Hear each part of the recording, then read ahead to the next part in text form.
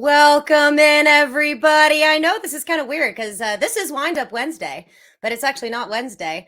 Yeah, we had a very interesting week 17, and we are going to have a very interesting week 18. So we're coming to you a day later. We're still going to go over some amazing prize picks. Pick options for you that I picked out for the Saturday slate of games. But before we get into all of that, one of the reasons why we are coming to you a little bit later here and we have this recorded instead of going live is for the ongoing just love and prayers and as much emotional power as we can put in to making sure that Damar Hamlin recovers successfully, recovers in one piece, recovers healthy. So everybody put some good thoughts, good vibes in there. And if you haven't heard of it already, he has a very special foundation called Chasing M. They've been talking about it on the radio, talking about it on the news. And I have my own very special QR code here. It is right on your screen, right over here. There you go. If you just scan that QR code, it will take you to where you can donate to Damar Hamlin's foundation. It's called Chasing M Foundations in the Pittsburgh as well as the Buffalo area. Very special thing. Everyone, if you feel like you want to do something, but you're just not quite sure what to do because this situation is very scary, feel free to donate. Go ahead and just bring your camera right up to that QR code. You can do as little or as much as you like, even if it just helps you feel a little bit better. Maybe that'll kind of give us a little bit of solace as we pray for him to get better, recover successfully, because this is a game, but this is a man's life that is on the line. Hopefully we have even more good news as every single day goes around. But again, before we get into our prize picks, go ahead and scan that QR code, donate to his Chasing M Foundation. Every little bit helps, and it's for not only a good cause just to make you feel better, but it's also for his amazing charity. And you can learn more about that charity when you go ahead and go to that GoFundMe page. And I will be bringing that up again at the end of this video here. But I am Lauren Carpenter. You can find me on social media at Stepmom Lauren.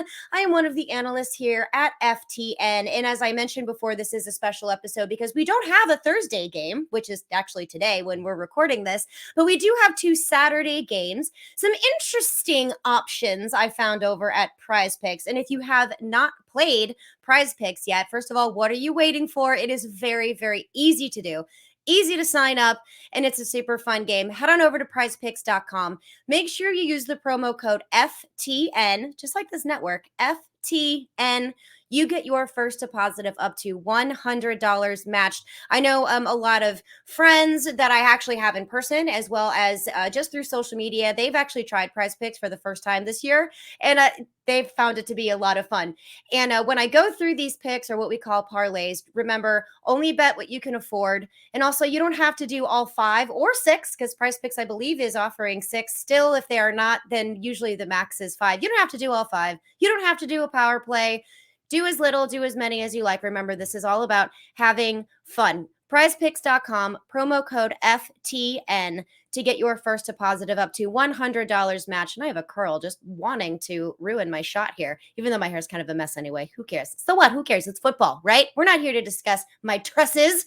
But after you make your PrizePicks selection, head on over to FTN Daily, because we have a free prize pick bet tracker tool. I'm supposed to say it absolutely perfectly, and I can never get it right. So it's our pick tracker tool for PrizePicks. I'll just do it that way because that's way easier for me to say. But you can go ahead and put your picks in there, and you can follow along with our picks that we have over on FTN for multiple sports. And that's what's fun about PrizePicks. It's not just football. Lots of different options there for you to choose from. You can actually combine them if you would like. It is super fun. Head on over there. We also have a free Discord channel so you can discuss or maybe get some ideas about some picks that have some juicy lines. Speaking of juicy lines, I'm going to get into 5 different picks that I really liked for this upcoming weekend. Now, remember, everybody, this is week 18. And as I mentioned earlier, week 18 can be a little weird in previous years when we haven't had an extra week. Week 17 is the weird one. But since we do have that extra week here in the NFL season, this is when starters either don't start or they get sat halfway through the game if they have a huge lead. So what I tried to do to the best of my ability is not include those players in these prize pick options. What I tried to do is get the players that I think are going to play the entire game, if not most of the game. So that way you're not like, oh man, I just should have taken the under because I didn't know this guy was going to sit at halftime. So I tried to do the competitive options as well as the juicy lines. So let's head right into it here. And the very first one is the Raiders and the Chiefs. They're the 4:15 Eastern game. Word to the wise here. Raiders and the Chiefs are one of those like kind of sneaky quiet rivalries, unless you are part of that fan base and you kind of know how much they get at each other's nerves. So I'm actually very excited about this game. And let's see. I actually, you know what? I lied. Let me go to the Jaguars game first. So what I did was I combined them, everyone. Normally what I do when there's more than one game is I try to do prize picks from like this matchup and then that matchup. I didn't do that because there weren't enough lines for me to be able to give you enough opportunity to have some meat on the bone, if you will. So I'm combining them. Raiders, Chiefs, and then we have Jaguars, Titans. I'm doing a combination of them. I thought my first pick, I don't want to mess up my producer any more than normal.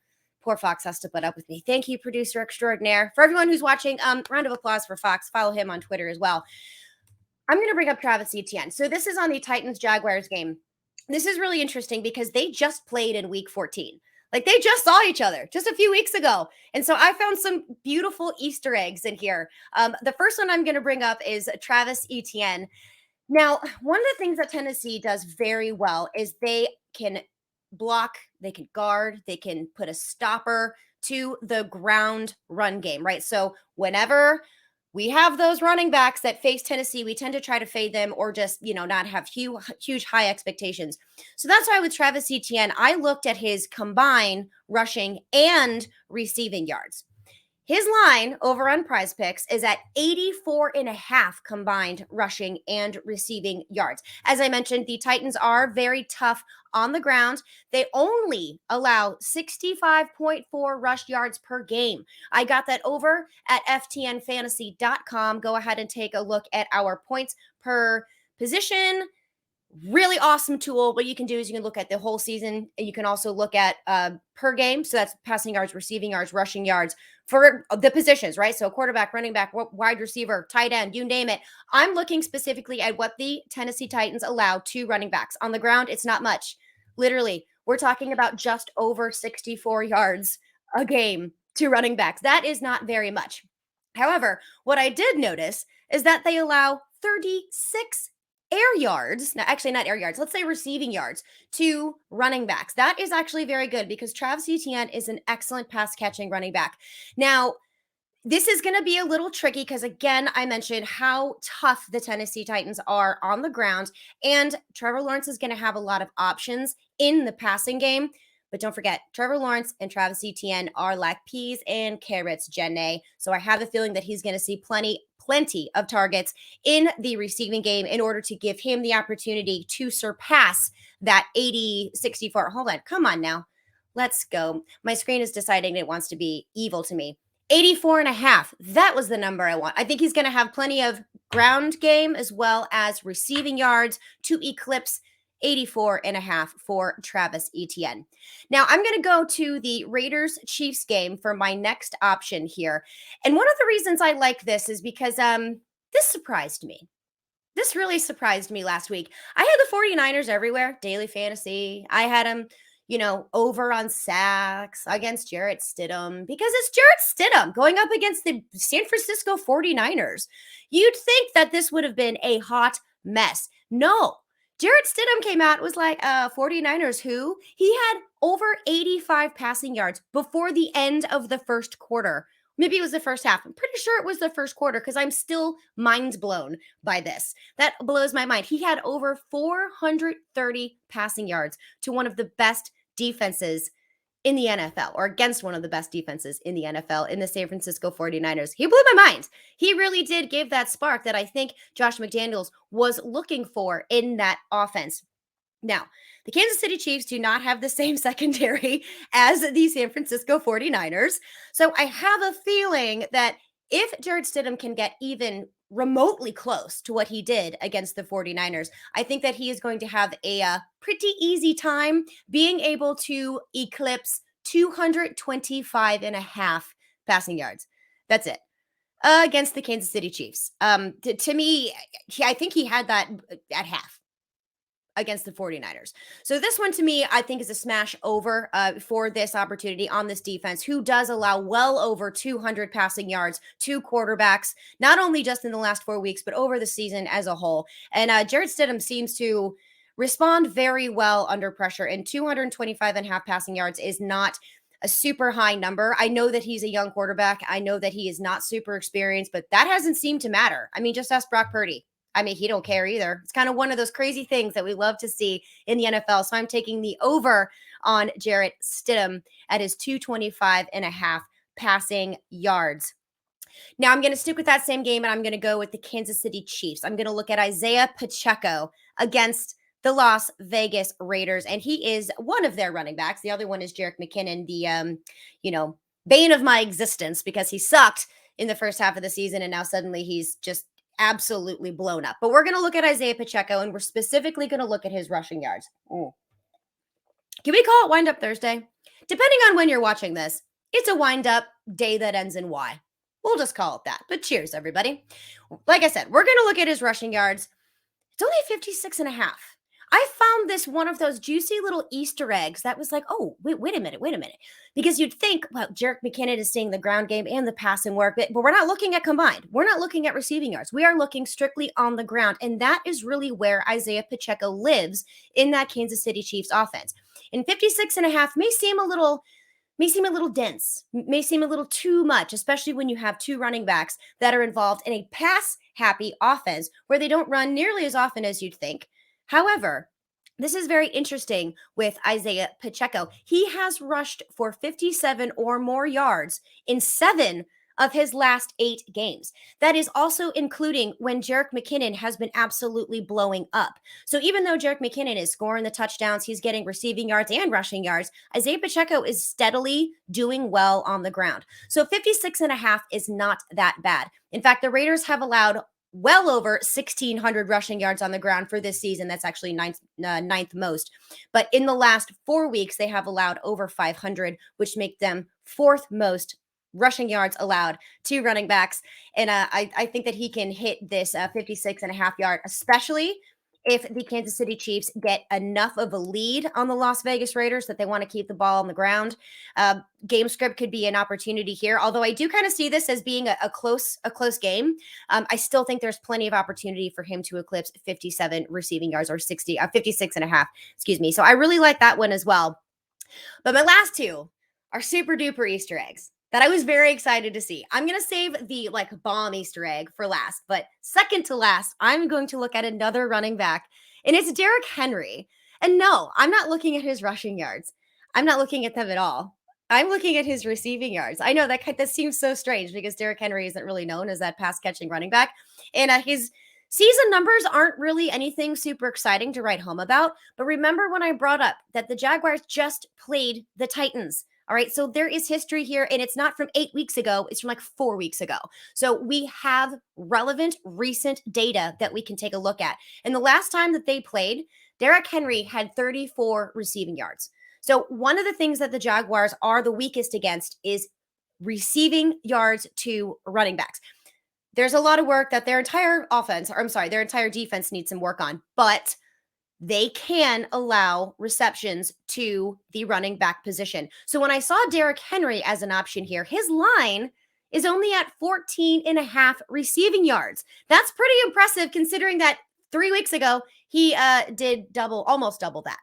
I went ahead and I hit the over on this because the Jaguars have allowed the 3rd most receiving yards per game to the running back position, and that's at 47.4.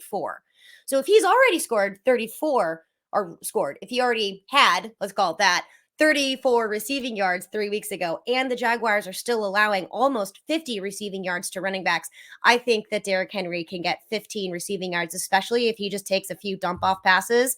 And if it's Joshua Dobbs, he's going to need some help. So I think this one was kind of easy for me, but the last one is one that just kind of blew my mind, and it's the tight end for the Jacksonville Jaguars, Evan Ingram, who has really come on to be a fantasy darling this season with Trevor Lawrence playing better and better every single game under head coach Doug Peterson. And as I mentioned, I can't stress this enough, they just played.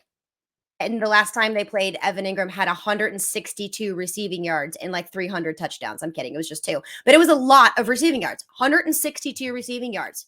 So when I saw his line was only at 45.5, yeah, Sign me up. So I'm going the over or the more for Evan Ingram's receiving yards at 45.5. Again, juicy Easter egg. I think that PrizePicks is kind of leaving out there for you to give you, I think, a smash, almost a free play, in my opinion. You know, anything can happen in the NFL, everybody. I'm not saying it's a guarantee, but it's almost as close as you can get.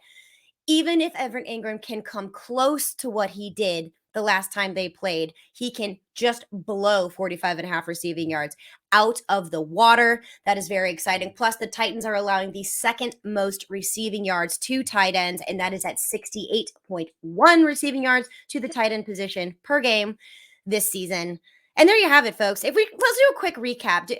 Fox, if you have that graphic, go ahead and throw that up. If you don't, I'm just going to go real quick through it, everybody. Starting from the top, Travis Etienne, running back for the Jacksonville Jaguars. I have him over at 84.5 combined rushing and receiving yards.